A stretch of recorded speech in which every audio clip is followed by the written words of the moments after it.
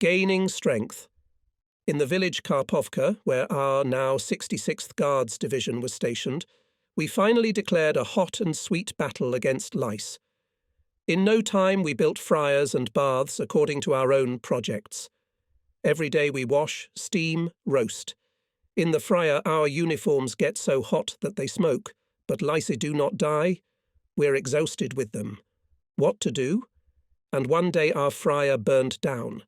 We were left with only our belts. They brought us new cloths, brand new. The lice were gone from that day on. We capitulated, we laughed. And one by one the fryers in all the companies began to burn. No special department took to investigate the causes of these fires. And I finally got some sleep. At least not on a bed, but in a room, not in a trench. It felt like the war was over. Oh, it was a long way from over. How many people would still have to die from that spring of 43rd to the spring of 45th year, as part of the 32nd Guards Rifle Corps? Our 66th Guards Rifle Division in railroad echelons went through the Tambov, Lipetsk and Voronezh regions towards Kursk. I remembered one nice railway station in Lipetsk region, where our echelon stood for several days. This station and the settlement at it are called Dobrinka. The name gave us a special feeling of interest in the inhabitants. Especially we made friends with the children. We fed the children from our kitchen. Despite the difficult financial situation, there was a festive mood in the village, and everyone was confident in the imminent end of the war. Old men and women tried to treat us with whatever they could, and, most importantly, we felt their love for us, for our army. It was spring, when food was especially scarce, and we too shared our poor rations with the Dobrin inhabitants. A piece of bread or a breadcrumb was saved for them. Children did not eat bread, but sucked on it as a treat to prolong the pleasure. Forgive me, reader, if the description of a few days in Dobrinka gave an impression of excessive pity. Take into account that just as the dirty, lousy body demanded hot water and clean clothes after the Battle of Stalingrad, so the brain in those days, in order to keep its balance, was looking for sharply opposite impressions, namely, impressions of goodness and humanity. A necessary process of soul restoration was going on, for according to my deep conviction, only good people should fight evil. Dear residents of the village of Dobrinka, thank you for those spring days of 1943, when after the horrors of the Battle of Stalingrad, we stood by echelons at your place. It seems that at this station a message from home finally caught up with me. My father never read my letter of November 6, 1942, where I told him about my first destroyed Hitlerite. On November 12th, at the age of 45 years, my father died in the mine. More than any other man, I loved my father. I have everything from my father, of whom I am proud. In 1934, he had the opportunity to embezzle 4 kilograms of gold with impunity, but he didn't do it. Even the auditor told my father fool for the fact that my father deposited these surpluses in the treasury. My father was strict but fair. He was a party man. Though vaguely, but I remember that in those years all party in the mines decided to set a ceiling on their earnings, 40 rubles per month. My mother was a little angry with my father because the non-partisan miners received twice as much money and lived better than us. But my father always knew how to persuade my mother in a kind way. Did my father love me? I guess he did. But he tried to hide his love for us children. And he was right. If I hear or find out that you swear somewhere, I'll skin you. And one day my father arranged for me to be a horse driver on a drum drive at the shaft of the mine. The drum rotated with the help of a horse, sit on the driver or ride the horse and chase. Trunk men give commands, Vera, Maina, give the rope, stop. And I, quickly realizing everything, began to earn my bread. I'm 10 years old. The horse is angry, ugly, spiders are overpowering. It's a hot day. Horses are a cunning people. A boy can kill a horse.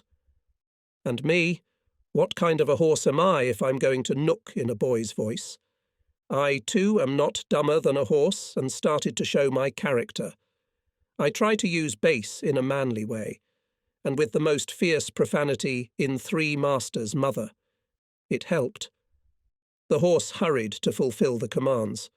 I was pleased that I was doing as well as any man. I'm ashamed to swear, but I have to do it, because horses are trained that way. I have seen how women, getting into a cart, first swear at the horse and their fate. I've been working as a horseman for half a day now. It's all right. I'm swearing until I'm hoarse. It's the right thing to do. Suddenly I felt someone drilling into my back. I looked back. My father is standing there, grinning and wiggling his beautiful black moustache. I almost ran away with a fright. I was afraid to look up. Ogetz came up, gave me half a litre of milk and bread, and as if nothing had happened, he offered me to go to the cold, sit down and have lunch. While I was eating lunch, my father coggoned. I admired my father's work. By his mere presence, he made the horse work properly. The horse kept his cunning eyes on my father, turning his squirrels with red veins, as if realizing that the new horse is the king of all horses and animals, and he did not need any additional words. At short stops, my father affectionately patted the horse on the back of his huge palm. I wanted to be a good assistant to my father. I was not afraid of any work. My father praised me and rejoiced, and his joy was a great reward for me. And now I am deprived of this main award. My father never found out that I received in the War Medal for bravery. My father is gone, Suvorov is dead. Whose approval do I deserve now? Who cares and needs to know whether I am good or bad? My soul was tormented by the need to love. On April 9th, 1943, at Davidovka Station, we unloaded from the echelons and marched to Stary Oskol. We are going through the Voronezh region. Everything for the front, everything for victory, death to fascist occupants, such slogans everywhere. The collective farmers are gaunt, shabby, in beaten shoes. We cross the border of the Voronezh region. We go by the edge of the Lipetsk region, towards Belgorod and Kursk regions. In the vicinity of Stary Oskol, in the forest, near the village of Teply Kolodets, our 193rd Guards Rifle Regiment stopped for rest. In this forest at the beginning of June, while observing strict camouflage, the ceremony of handing over the new Guards banner was made. The new banner was handed over to our regiment by the commander of the 32nd Guards Corps, Guards General Alexander Ilyich Rodimtsev. I remember how interesting it was for us to see with our own eyes the famous general, hero of the Soviet Union for Spain, to see the gold star on his chest. The deputy commander of the Guards Captain Tukru Ivan Ivanovich went down on one knee, kissing the edge of the banner. And we reverently lowered ourselves. And next to the illustrious general, towering above him on a whole head, stood, leaning on crutches, the commander of our regiment, Guards Captain Pavel Semyonovich Bilaonov. Back at Stalingrad, when we learned that our 293rd Rifle Division became the 66th Guards Division, we first of all wanted to see the Guards badge in its natural form. It was very similar to the Order of the Red Banner, and this made us all the more impatient to get it and have time to show off. If suddenly one of ours somewhere met a guardsman with the sign Guards on his chest, then all of us recognized it lightning fast, and we ran to see this beautiful sign with our own eyes. In June, after the presentation of the banner, our regiment also received Guard badges, and finally everyone got the long-awaited badge. Soldiers at that time rarely had medals, and even more so orders. Many of them had the Guards badge as the only insignia on their uniforms, and it seemed to the soldier that he did not need any more orders. After the badge Guards, we received medals for the defence of Stalingrad, and now, having these signs on our uniforms, everyone wanted to return home with victory as soon as possible. Hand-drawn Guard signs appeared on tanks, cannons, cars, tractors, on the sides of toolboxes even. The Guards' insignia, made of brass, we cut into the wooden stocks of our assault rifles and machine guns. It is unknown when and how soldiers managed to make them. In winter, we wore our Guards' insignia over our overcoats, so that everyone could see at once, You were a guardsman, and Komsomol members also had a Komsomol badge next to the guard badge. It was obligatory. So the chest was still as if hung with insignia, and it warmed the soldier's soul. Leaving, for example, in reconnaissance, the soldier carefully unscrewed them all from the jacket or overcoat, and together with the documents handed over to his political officer for safekeeping until returning from the mission. Here the psychology of soldiers is simple. The war is already 2 years old, and after Stalingrad it is somehow especially shameful not to have at least a medal on your chest. What were you doing there, I ask you, if you didn't earn a single award? Well, for the defence of Stalingrad medal was awarded to all of us who remained alive. For bravery, I received. It's still for the first destroyed Hitlerite. And how many of them were destroyed between these 2 awards? I remember before the battles we were all given chem packets, something like anti-yprit, half-litre bottles with stinking liquid, which has alcohol in it. You can't drink it, but it's convenient to light a fire, for example. Well, there was a strict prohibition to burn chemical packs, and the political officer of our mortar company, I don't remember his surname, he came to us after Fatkula Kismatulin, who questioned every soldier, who he wanted to be for the book, and died in our first battle. So this political officer was somehow especially zealous in pursuing the violators of the prohibition. As soon as he found out that someone had used up his chem pack, he almost brought the case to the tribunal. But the cold, like hunger, was not a bad thing. We and other companies burned chem packets. Here and our political officer once could not stand it, and hiding in the dugout, secretly from prying eyes, decided to warm himself. He splashed from the bottle into the stove, but without habit. The fire swung to his hand with the bottle. He sharply pulled the bottle away and poured. The man almost burned to death. And I, with my tongue, when bandaged the victim, could not bear not to sneer caustically, "Say you forbid it, so do not violate it yourself." He disliked me for that snide remark, and I still believe that I was right. It is impossible and even anti-pedagogical for others to forbid what you allow yourself. You can get the opposite effect from such pedagogy. And I couldn't not tell him that, because I was the company's party leader. I knew a lot of political officers during the war. They are real heroes, wise mentors of soldiers. They enthused and instructed the soldiers on feats first of all by personal example. Very political officers were respected by the soldiers. And I, with my early childhood ingrained in me. Party men should be an example for non-party men. I could not even imagine that a political officer could be below the level to which I put him in advance just because he was a political officer. But I had no luck with another political officer in our company. Sneezar or Sneesal was his surname. He once saw a trophy watch, a wristwatch with a gold case. Give it back. I'm not greedy. I gladly donated the watch to the defence fund, but I didn't like something in his tone. Take it from a fascist in battle, like I did, I told him jokingly. Give it to me, I'll owe you one. I asked him in surprise. What do you mean you won't be in debt? I'll present you for a reward, he said. I was furious. The motherland will reward me if I deserve it, not you. So we talked. The motherland awards me, but specific. Living people present me for the award.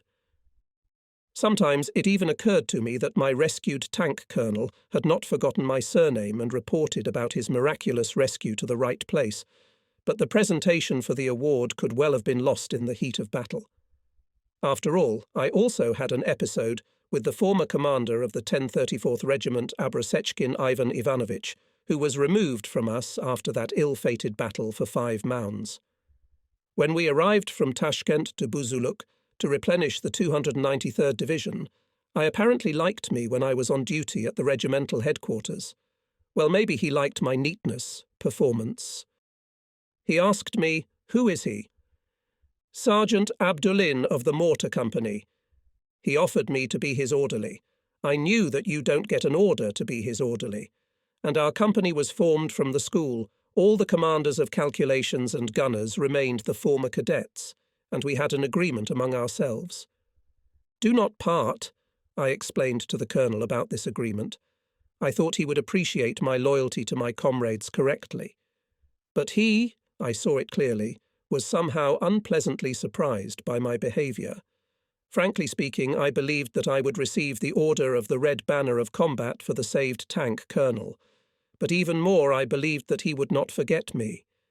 It cannot be said that in the forest, in the area of Stary Oskol, near the village of Tepli Kolodets, where we were gaining strength for the upcoming battles, and there was time for reflection, I thought too much about awards. Of course, I realized that almost all my friends and comrades were killed, and for me the main award was that I remained alive. I had been a singer since the Tashkent school.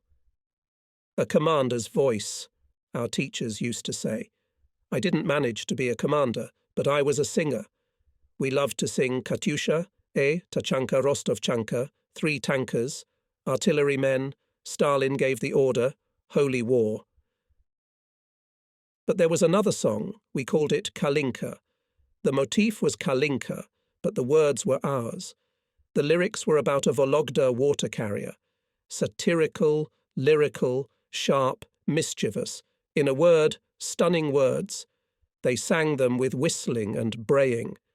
At first, we would make our listeners, they were mostly women, girls, old men, old women, children, cry over the songs, "Every home has a dear friend, every home has a wife," or "There was a light burning in a girl's window." They cry at first, and when we play our Kalinka, they all have their mouths up to their ears. They wave their hands away, cover themselves with handkerchiefs, blush, and the bravest of them start dancing. We used to sing until we were hoarse, and everyone would ask and ask to sing another Kalinka. "Mansur," they asked me, "you must be an artist." "No," I said, "a miner." Kompolka Pavel Semyonovich. Bilaonov remembered me from all his thousands of soldiers only because I was a mischievous singer. He liked our Kalinka, and we often performed it on his personal order. I remembered Bilaonov from Buzuluk.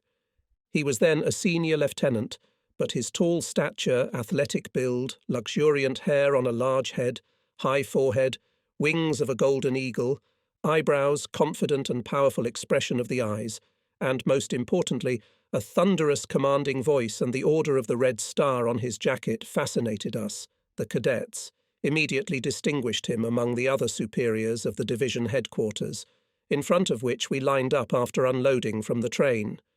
"Who is he?" Immediately we worked with elbows, whispered. Soon the soldiers' telegraph reported, "Bilaonov Pavel Semyonovich, head of the operational department of the division headquarters, an Ossetian by nationality." It became clear where this mesmerizing posture of a dashing jigget came from. And now, Guards Captain Pavel Semyonovich Bilaonov is the commander of our 193rd Guards Rifle Regiment. There is nothing to hide. We must directly and frankly confess that a soldier in the war wants to have his own Chapai, Budyonny, Kotovsky, Blucher. It is not interesting for a soldier without Chapai to fight. Formally, it should not matter who is your commander. The soldier is obliged to fulfill the regulations, and that's it. But the soldier wants to love his commander not by the statute, but his personal love. The soldier does not spread about his attitude to Chapai, but this love helps the soldier to bear the hard work of the front easier. Like it or not, but a big role here play external alignment, posture, voice. Purely human charm, finally. And if your handsome commander turns out to be fearless and resourceful in battles, for such a commander the soldiers will not look back, will go to any scorcher. Our Stalingrad residents still remembered and told the new recruits about the battle for 5 Mounds, in which Bilanov appeared among the soldiers of the neighbouring regiment at the most critical moment and in the most dangerous area, stopped the retreat of our battalions. We now proudly called our regiment Bilaonovs, and ourselves Bilaonovs. Bilaonov's deputies were the regiment's commissar, Guards Captain Igorov Vladimir Georgievich, and a brave Estonian, Guards Captain Tukru Ivan Ivanovich. In general, our regiment was now headed by 3 captains, 3 guards captains. Replenishment flocked to us from all parts of the country, of all nationalities. We learned through them how and what our people live in the rear, in all near and far corners of our vast homeland. From the stories of Siberians, it was clear that in Siberia people live and work in more or less better conditions than anywhere else, in material terms too. That's right, I thought. The mother tiger helps, and you ramsons and you mushrooms, chestnuts, berries in bulk, pine nuts, potatoes, dig 100 or 200 bags per family, mow hay as much as you want, bees are kept in abundance. But they are not greedy. They give a lot to the defence fund. They work hard for the front. They wait for the victory. The end of June, 1943. Prokhorovka village is 70 kilometres northeast of us. The summer is hot. Not a single cloud, not a drop of rain. The air is red hot and unmoving. Our regiment from morning till evening on tactical training. I'm now the commander of the 1st Main Mortar and the platoon commander. We teach the young recruits what we learned at Stalingrad, but we are gaining what we did not get in the Tashkent Infantry Regiment. We knew all the characteristics of Tigers, Panthers, Ferdinands, and other tanks and self-propelled guns. Our artillerymen received new anti-tank guns capable of penetrating the 200mm armour of Tigers. New self-propelled guns with 152mm guns were also capable of penetrating any armour. And the infantry had reliable anti-tank artillery, and in sufficient quantity. All gunners and riflemen carried anti-tank grenades, and in the wagons were enough bottles of flammable liquid. We didn't waste time. We were irradiated every day by our T-34s. We learned to throw fuel bottles, heavy anti-tank grenades, and very powerful impact grenades. Such a grenade can explode in your hand if you accidentally catch it on the side of the trench when swinging it, but if it hits a Tiger, its powerful explosion disfigures the giant tank beyond recognition. We, frontline soldiers, told the newcomers that Tigers, Ferdinands, Panthers and other beast tanks have vulnerable places. You have to act with 2 men. It is only necessary to let the tank through itself, that is, through its trench, and then one fires at the enemy infantry to stop it, and the other throws a bottle or a grenade after the tank. By the intensity of training battles with enemy tanks, we guessed, heavy battles with a mass of enemy tanks were about to begin. In the companies' reception into the ranks of the All-Union Communist Party, all soldiers want to accept the upcoming battles as communists. Once we, having chosen a firing position, started digging trenches in full profile. At last it was pouring rain, but we did not stop working till dark. Hard in training, easy in battle. We had also built a dugout with a roller, with a thick layer of earth on the roof. The dugout was dry, we were comfortably accommodated. The camp kitchen came and we had a hearty dinner. Meanwhile the rain was still falling. The fellows began to settle down to sleep for the night. The sentry took up his post. I, before lying down, habitually felt my talisman, and then my dream vanishes. The pocket in my pants is empty. At first I just sat stunned and without a single thought in my head. Then I started to think. Search? Where? In the torn, wet earth that had been stirred up by many soldiers' boots, in the tall grass in the pouring rain and dark night, in a clear field with earth piled around the trenches.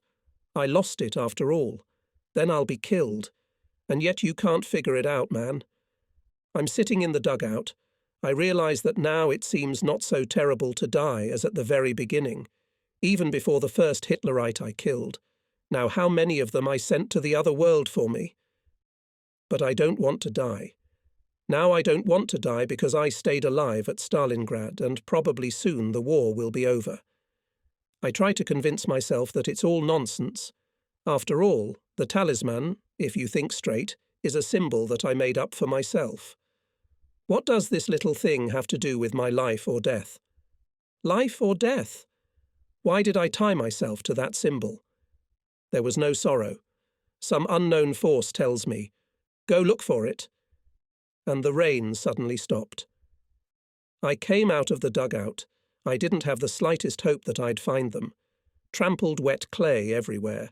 deep boot prints everywhere, filled with water. My father wanted me to go to a mining technical school to become a master.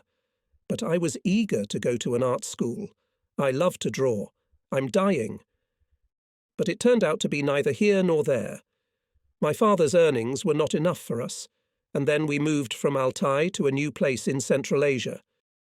I had to put on a miner's uniform and go to the mine, first as a reclaimer and then as a slaughterer. I wish I had stayed alive. I would have worked in the mine all my life, and to paint. Well, I draw as it is. I'm looking at someone's huge footprint. No other way than Konsky Ivan's shoes, or Seryoga Lapunov's.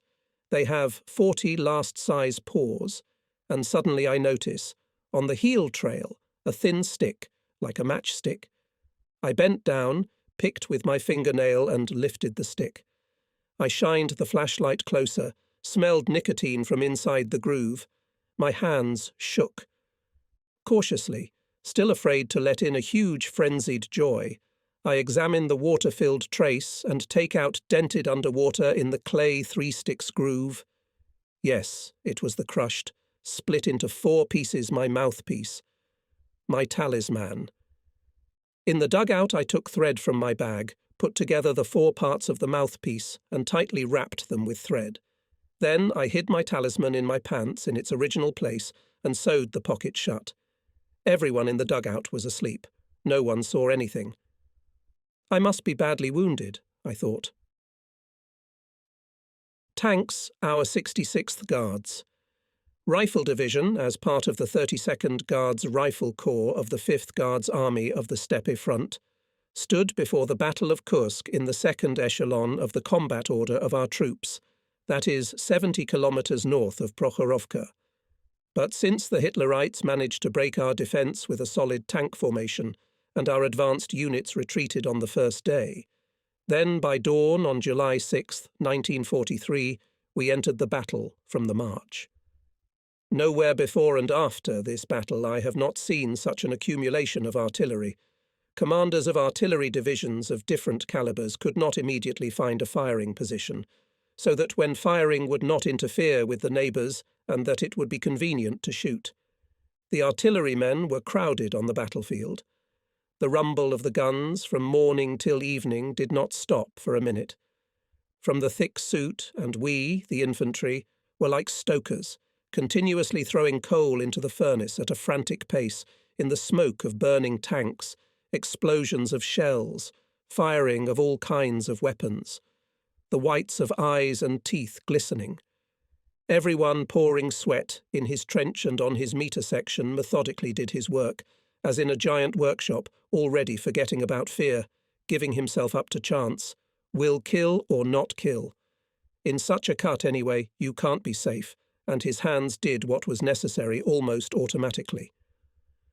Rolling back, the fascists immediately attacked our positions with renewed vigour, but without success. How many times a day? One against the other. Who will defeat whom?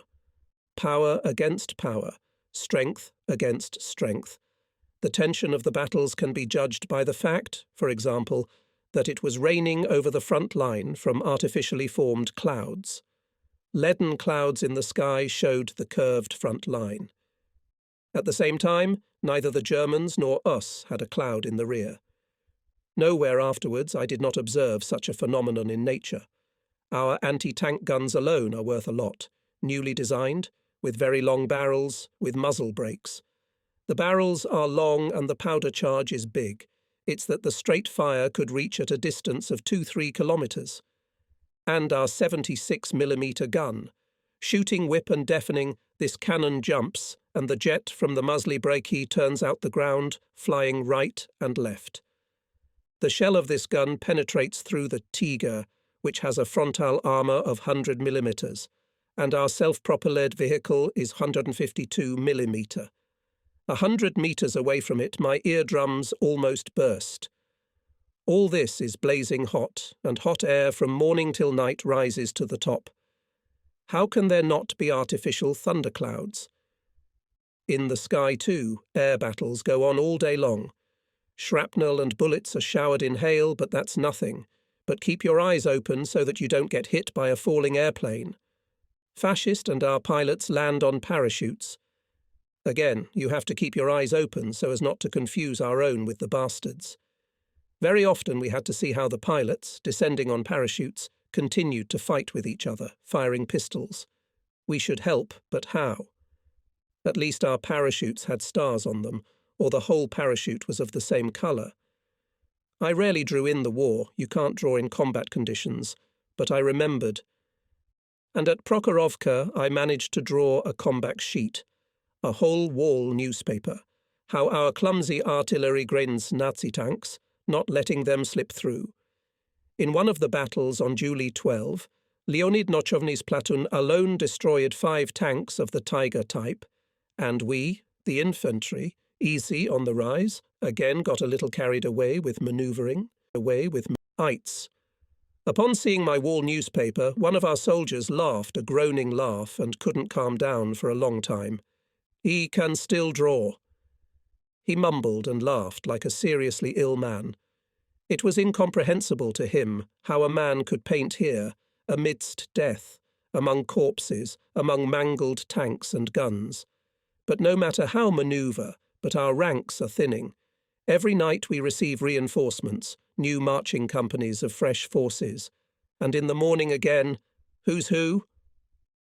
One morning the soldiers from the marching companies, who had not yet seen the war up close, were struck with fear from the picture of yesterday's battle, which became clear at dawn. They saw the mangled metal around them without end and edge, saw that the ground was covered with the corpses of ours and fascists.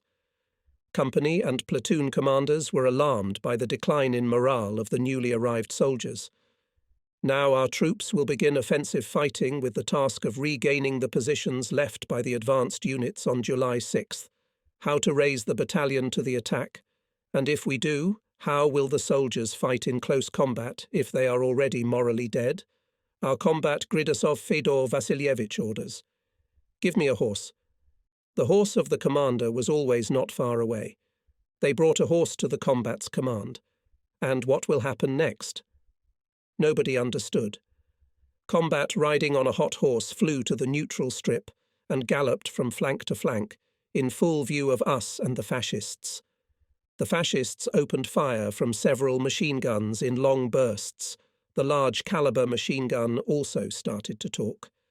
Tracer bullets streaked the sky and crossed over the head of the horseman, who, like a kite, was darting between the sky and the ground. The combat's cloak coat flew behind him like a wing. The soldiers, still killed by fear, watched the flight of their commander with anxiety and admiration, and the fascists were firing from machine guns more and more fiercely. It seemed that the horse and the rider were raised above the ground on several peaks. Finally, the rider and the horse broke out of the intersection of the fiery traces. The reckless and heated horse did not want to stop its furious gallop, and, biting its reins, stood on its haunches, danced on its hind legs. Unreasonable. And what other way could have brought thousands of people out of a ruinous shock state before the battle in 3 minutes? An impassioned speech. It won't work. Our commanders were now and again out of action and returned to their battalion, barely healed of their wounds. The soldiers woke up. They were now embarrassed in front of the commander, who showed them his fearlessness. An hour later, the battalion, throwing back the counter-attacking enemy, successfully moved forward closer to Prokhorovka. And we reached the frontiers, which were occupied by our advanced units until July 6th. Barely we began to consolidate on the former positions of our advanced units. The strongest artillery attack began. The fascists counter-attacked. Not having had time to entrench, I rushed for cover under a burnt Nazi tank. Crawling under the belly of the tank, I saw our soldier lying motionless on his back. His legs were intact, and he was wearing boots. I crawled further and wondered that if it was a corpse, why it was not bloated. It was so hot. I touched his legs and even pulled him harder. He was silent. I crawled up to the head and was horrified. I could not see the head at all, as it was covered with white worms, like ants' eggs or rice grits. I even stopped paying attention to the explosions around the tank. I see how slowly the chest of the soldier rises and falls. I pressed my ear to his chest and heard his heart beating. I noticed this tank properly, and by evening the battle subsided. We repulsed the counterattack and held our positions. I found the tank. SAN instructors brought a stretcher, pulled the soldier out from under the tank and took him to the infirmary. His name was Ignatov Fedor Vasilievich. I remembered his surname, first name, and patronymic, having read it with my own eyes in the Red Army book. Is he alive now? And where is he now? I saved his life. An accident, of course. I just noticed that the fresh corpse of our soldier was lying on the positions that had been in the hands of the Germans for 5 days. I don't know how long this miracle giant could have lived. What vital force helped him not to die for 5 days without water, without help? And it is still good that we returned this frontier and held on to it again, I thought. The next day, the soldiers passed each other that Ignatov Fyodor woke up in the infirmary and said that he was wounded on July 6th in the head when the battalion was retreating back. He woke up for a while and guessed that there were Germans around. Nearby a tank was burning, which he himself had lit with a bottle. He decided to crawl under this tank, and he does. I wasn't remember anything else. I was glad that the man remained alive. I wanted to run to the medical unit, that together with him to rejoice at his miraculous rescue, but it was unreal. It was July 12th, 1943. From early morning, fascists for the first time started shelling of our front edge with special shells, which at impact on the ground broke, emitting dense white smoke. We were very frightened, thinking that it was the Germans who began to use poisonous gases. The wind blew the smoke along the front, but it could at any moment turn to us. We threw our gas masks long ago, and many of us had only their bags full of grenades and cartridges hanging on our sides. What to do? Where to get a gas mask? Why did I, a fool, abandon it? Well, now get for your stupidity and do not cry. We're sitting, we're looking, and the shells are hitting the ground thicker and thicker, bang, bang, and smoke and smoke and smoke. We can't see anything that's being done on the Kraut's side. Only by hearing we realized that fascist tanks were coming under the smoke screen. Well, thank Allah, let it be better tanks than poisonous gases. The earth was shaking. Both behind us and in front of us tanks were coming towards each other. It turned out that the fascist 11th Tank Division, which had just arrived at the front, was attacking us, and our tankers were facing them. Soviet tanks over our heads managed to run through a solid wall and at a crazy speed. Not thinking of turning aside, they go to ram. The nerves of the Nazi tankers were weaker. They try to escape from the ramming blow by steep turns. But it is favourable for our tankers, as it is easier to topple the tank by a blow to the side. The fascists need victory. They are trying their best, and to the last breath. It begins to seem to me that the fascists have 1 or 2 more lives in reserve for each of them. We, understandably. We're fighting for our own, on our own land. But why do the Krauts agree to die and die so easily?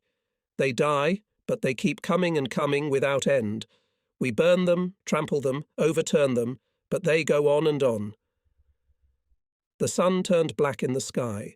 The smoke from the burning, overturned tanks burns the lungs. The metal shreds from the fire and explosions. The whole day raged and rumbled the deadly battle of men and machines, and by night suddenly subsided and everything froze, as if all the tanks of both opponents burned, and now there will be nothing to fight with. And maybe the fascist generals can already end the senseless resistance. Against the backdrop of the bloody evening sunset, fading dead hulks of tigers, panthers, Ferdinands. The breadfield near Prokhorovka smokes with mangled iron. Will it ever revive? It will come to life. It will give birth to bread. Next spring it will be cleared of metal, levelled, ploughed and sown. And how many young men died here? They would all be fathers and husbands if it weren't for the war.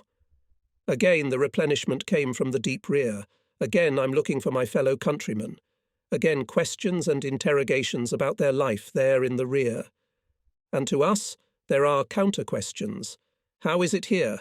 What are they like now? The newcomers are interested in everything.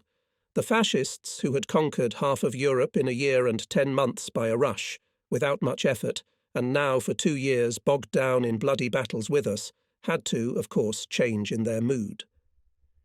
In our mortar company arrived from Siberia, from the city of Krasnoyarsk, Janson Alexei Ivanovich. On the look of him, necessarily weightlifter or wrestler, or a miner, all in all, a bogatyr Ilya Muromets. But there is also something of an intellectual in him. I can't understand it. We'll find out who he is later. He's not going anywhere. In the meantime, we'll have to take him into our battle group. He's very strong. He can take the whole mortar for 3 men. And here's another soldier, a boy with a finger, Polygar Boris, a komsomolets. He even hesitates to call himself by his patronymic. He's very young, but his year of birth is 1925. I don't believe it. He's being sly. Didn't he have time to grow up by the time he was 18? He's obviously not fit to be a mortar man. What to do with him? We don't know. Lieutenant Stukach, the company commander, agreed to let me take him on as a liaison officer at the base. Boris was happy. Tomorrow morning I'll be on duty at the Battalion NP, and I'll take him with me. In the meantime, we decided to have dinner together to get better acquainted. I am very curious and like frank one-on-one conversations with any person, including a child. I've tried calling the most reserved of people to a heart-to-heart conversation. I easily manage to enter into confidence in a person who is a complete stranger. He will tell me even what he will not tell the closest people, because I appreciate frankness and protect it, and my interlocutor and worried and happy, having received unloading of the soul, and we both feel good. Talking, for example, with a priest, I catch myself that I am weak to argue, because I do not know the Holy Scriptures, but the priest suddenly recognizes that I am right in many respects. Sometimes the result of a conversation with someone disappoints me. My interlocutor thinks primitively. Trying to understand the reason, I sometimes ask, what kind of education? The answer is overwhelming. Higher.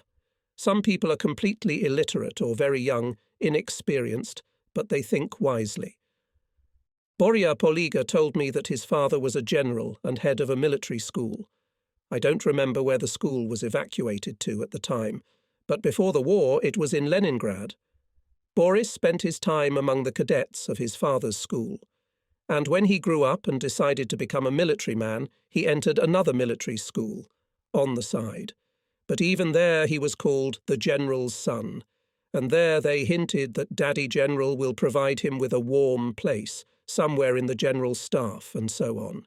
Then Boris took a week's leave, ostensibly for a trip home, and himself, getting on a military train, swung to the front. Now he was worried about desertion or AWOL.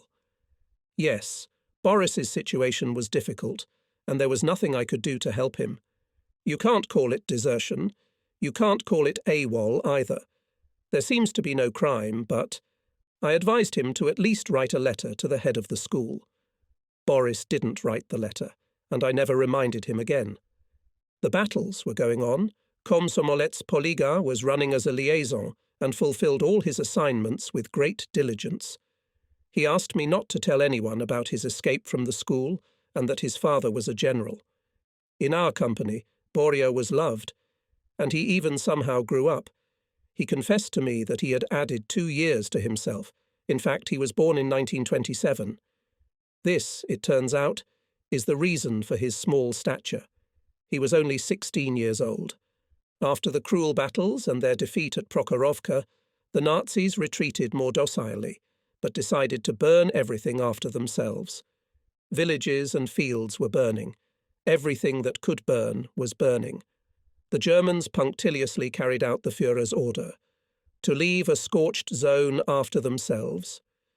We moved in a continuous smoke of fires. We repulsed large settlements, Tamarovka, Borisovka. Tobacco warehouses and plantations were burning. We all breathed tobacco smoke, both smokers and non-smokers. I don't remember exactly, but I think the village was called Dragunsk. The Germans were firmly entrenched in this village and built a deeply echeloned line of defence on the approaches to it. On the move, we could only cut into this defence up to the middle and settled there, entangled in a dense network of trenches labyrinths as in bee honeycombs. We were in such close contact with the Germans that we could hear their soft conversations among themselves. Neither our nor their artillery could fire under such conditions, so we used, so to speak, pocket artillery. It was a grenade war, but grenades, it turned out, must be thrown skillfully, with a 2-second delay in the hand. If you throw it without delay, the Germans have time to throw it back, and you had to throw it like this. First you pull the pin, then you release the safety flag and hold the grenade, hissing for 2 seconds, and then you throw it, and it explodes like a shrapnel grenade in the air above the Germans' heads. How scary it was to release the flag and wait 2 seconds. What if, you think, the worker made a mistake when assembling the mechanism of the grenade and it would explode earlier? But the mechanism was accurate.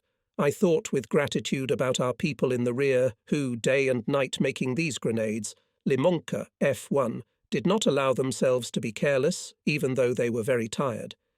They realized that the slightest carelessness in assembling the mechanism could cost the life of our soldier at the front. On the first day of the approach to Dragunsk, when there were not enough grenades, we smoked the fascists out of the trenches' labyrinths, working with sapper shovels, shooting at point-blank range from automatic rifles, pistols, and even from rocket launchers. But then we began to receive grenades in sufficient quantity. From Prokhorovka itself, our 32nd Guards Rifle Corps was constantly opposed by the Nazi tank divisions, Deadhead, Great Germany, Reich, as well as a Motorised Mechanised Rifle Division. In addition, we had the fate to fight with units of the Russian Liberation Army of the traitor Vlasov. The Vlasovites realized their complete and inevitable disaster, but were afraid to surrender voluntarily. We can't tear Dragunsk out of the clutches of fascists and Vlasovs. Our battalion was blocked by a machine gun point in a reinforced concrete hood. On the narrow neutral, flat as a table, strip this machine gun point did not allow the companies to raise their heads. And from the flanks, the fascists skillfully and reliably guarded it. At night, too, throwing incessant rockets did not give the opportunity to creep unnoticed to the cap and throw grenades at it. Artillery, men could not fire because they were afraid of hitting their own. Mortar fire did not cause any harm to the reinforced concrete hood. Our commander, Guards Captain Dudko Ignat Sevostyanovich, was nervous and looked for a way to destroy the point, but in vain. The machine gun Hitlerites worked. That day I was on duty at the battalion NP together with Boris Poliga.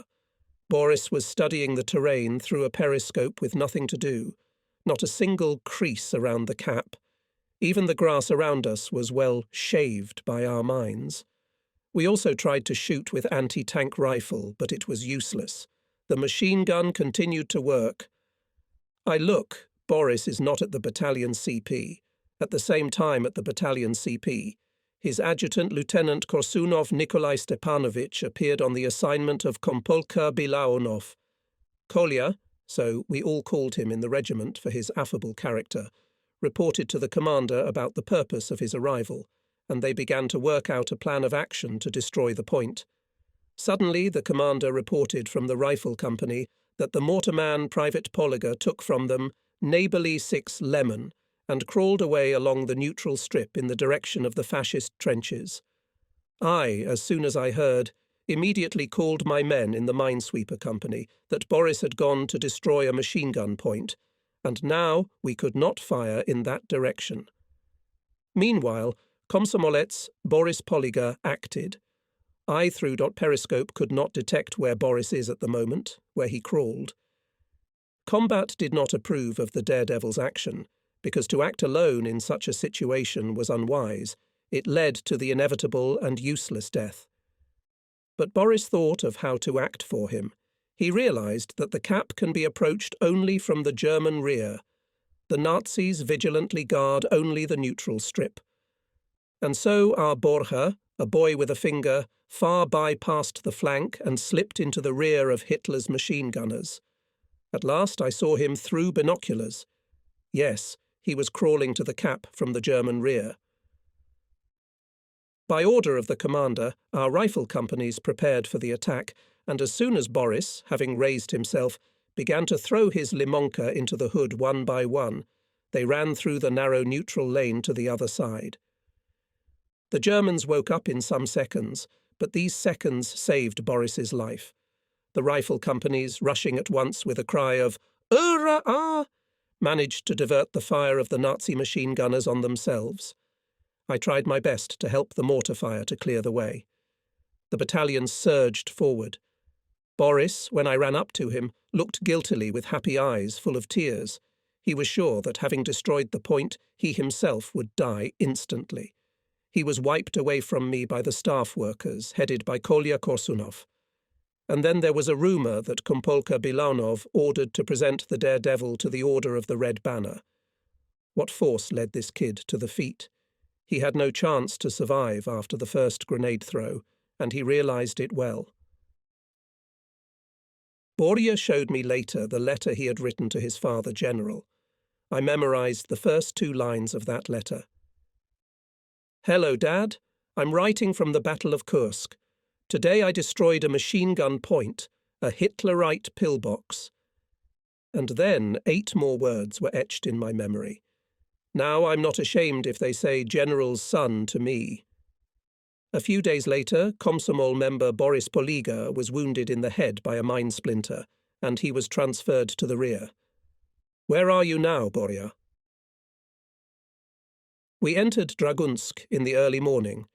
The fascists had retreated during the night. The streets were empty, there was junk and paper lying around. There was no sign of trouble. We joyfully walked along the streets towards the centre of the village. Here come our airplanes. Now they will catch up and blow to pieces the retreating Krauts. Our flying tanks made a circle over the horizon, as if choosing a more important target, came back to us again and suddenly, aiming down, began to dive. What are they? Crazy! Now I see only wings and noses aimed directly at me.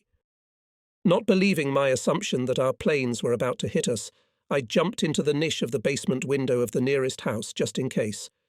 And then it started to explode in the street above my head. The earth, broken glass, plaster, bitter lime dust sprinkled on me. I thought that the smoke and rumbling would never stop, and the airplanes, having used up their missiles, began to bombard us with machine guns and cannons. They wrecked our regiment and went to their airfield. I crawled out of my shelter through the rubble and saw the picture of total devastation. The street was burning and smoking, moaning on all sides. Horses, cars, people, all mixed up, crushed, crumpled and shattered. The street, like a barricade, is filled with piles of broken equipment. If, I thought, our flying tanks hit the fascists so hard, it's good. But why us? I saw the regiment commander Pavel Semyonovich Bilaunov for the first time so stunned and depressed. His face was as pale as lime. I was afraid to approach him at that moment. And the aviators, it turned out, were not to blame. They were ordered to bomb the enemy in Dragunsk, and they carried out the order. And why in our troops there are no identifying marks with the help of some formation of 8 or 10 men, I thought. The enemy have some. They become 5 men crosswise, and the pilots see their own. On the other hand, what prevents us to stand crosses at the sight of fascist planes? Damn war. And then another shock fell upon me. At last we met, the participants of the Battle of Stalingrad, and, like brothers, embraced. The situation allowed us to take a break. We settled on a place and decided to dig good trenches in full profile just in case. We agreed that as soon as we dug in, we would get together and celebrate the meeting. We chose a place for our Sabantu under a huge lonely tree and threw our bags with everything we needed under it in one pile. Not far away on the same line with us stopped the mortar company of the neighbouring battalion. One of the Stalingraders was assigned to prepare a common dinner from our modest supplies. We unbuckled our flasks with Narkomov's grams and started digging trenches. Already all my friends, 7 people, having finished with the trenches, gathered under a tree and talking, waiting for me to join our company. I was in a hurry to throw out the last bayonet of clay, so that I could be free of worries and relax like everyone else. The clappers, having lost patience, shout, "Mansour, how long can we wait for you?"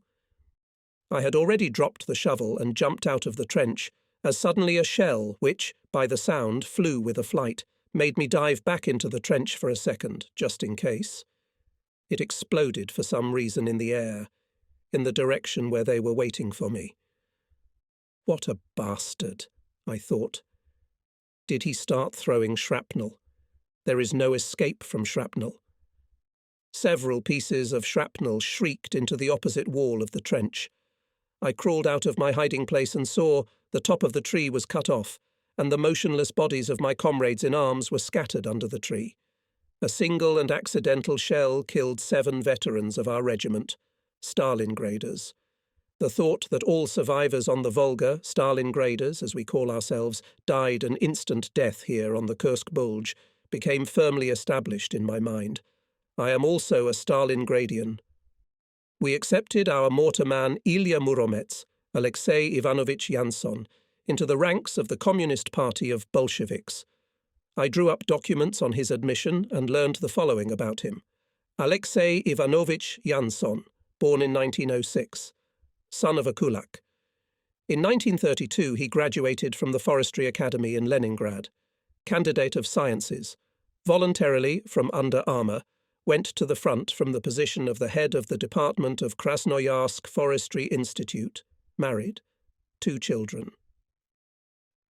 As a part-Torg, I had to consult with our regimental commissar, Guards Captain Egorov, regarding the line, son of a kulak. Vladimir Georgievich says, "It doesn't make any difference." Yanson Alexei Ivanovich was unanimously accepted into the ranks of the All-Union Communist Party.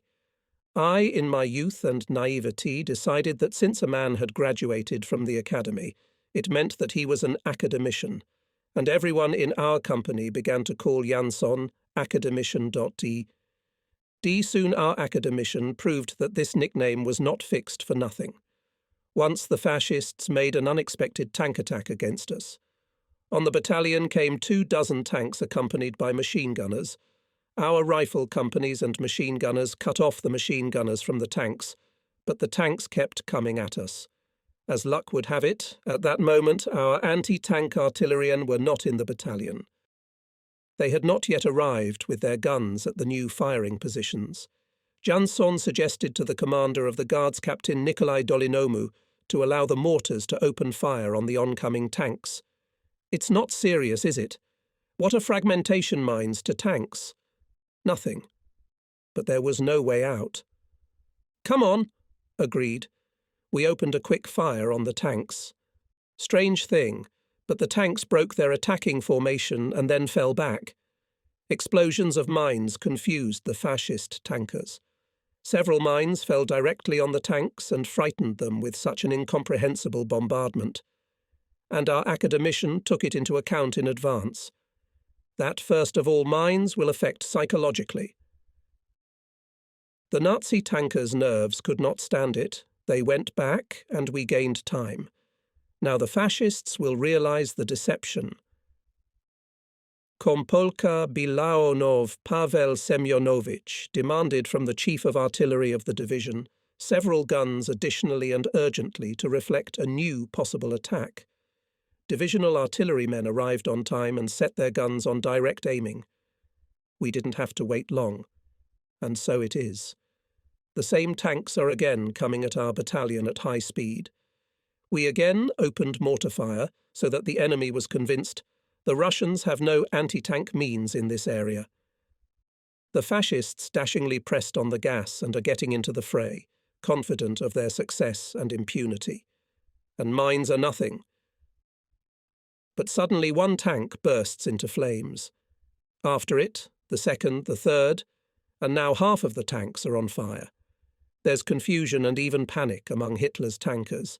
They open hatches, stick out to see where the Russians have guns. In general result, only 5-6 tanks escaped, and 1.5 tens, thanks to ingenuity of our academician, were burnt to the ground. The division newspaper Forward told about this episode. All mortars of our division, then Janssen's method, confused the cards to enemy tankers. And the Nazis once again shouted that the Russians are not fighting according to the rules. Under our onslaught they were forced to retreat, but they retreated in an organised manner, dealing us sensitive blows from ambushes. The ambushes were mainly tanks set up in pits, one turret sticking out of the ground and beating from cannon and machine guns. Try to take such a pillbox. When we fell into such a trap, sometimes we burrowed into the ground and waited until the Germans ran out of ammunition in the tank, or their main forces withdrew to a certain distance. The ambush was usually held until Hitler's flamethrowers set fire to everything that could burn. Of course, we were not going to lie buried in the ground every time and wait for the enemy to remove the ambush. We knew from experience only our machine gunners should infiltrate into the rear of the ambush and open at least indiscriminate fire there, as the Krauts, in panic, throwing tanks' dots, try to save their skins. Well, since we knew their weakness, we used it, and quite successfully. But one day our battalion was stopped by strong enemy fire. This time the fascists had arranged not a simple ambush, but a strong defensive long-term line. And we, not assuming it, decided to scare the Krauts with our developed tactics. Our machine gunners left at night and returned with losses. In the morning came 30 Checkers and attacked the Germans, also without success. We lost half of the vehicles. Artillery men tried their abilities, no luck. Several divisions of Katyusha came up and fired rockets. The fascists withstood this blow. They are holding on tight and answering with strong fire. We have been stomping for 3 or 4 days, and not a single place. General Rodimtsev himself arrived at the CP of our regiment, angry that we were standing like pillars for the 5th day. The regiment's CP moved to the CP of our battalion. Sometimes I think that we might not have won this hardest war if we had fought only by the rules. Other seeming unreasonableness helped soldiers to perform miracles that would never have been accomplished by reasonable measures alone. Here and now, an incredible rumour passed from mouth to mouth through our trenches and trenches. Is it really true? I remember, flashed through my mind. It is impossible. Not only your head, but you can't stick your finger up there. It would be torn off by a bullet or a splinter. But still, having chosen the moment, I stuck out of my trench and could not believe my eyes. Yes, all our regimental headquarters, headed by Bilaunov, Egorov, and Tukru, as on a demonstration. They are walking, not paying attention to the fascist fierce machine gun and mortar fire. Next to Bilaunov, who diligently measures on high crutches and whose head is still bandaged, his adjutant Kolya Korsunov barely manages to keep up. Next to Igorov, Petty Officer Nosov. Are they all bewitched? But I'm ashamed now that I'm hiding in a trench and can't bring myself to jump out to attack. And this is the first and foremost feeling from which I cannot get rid of.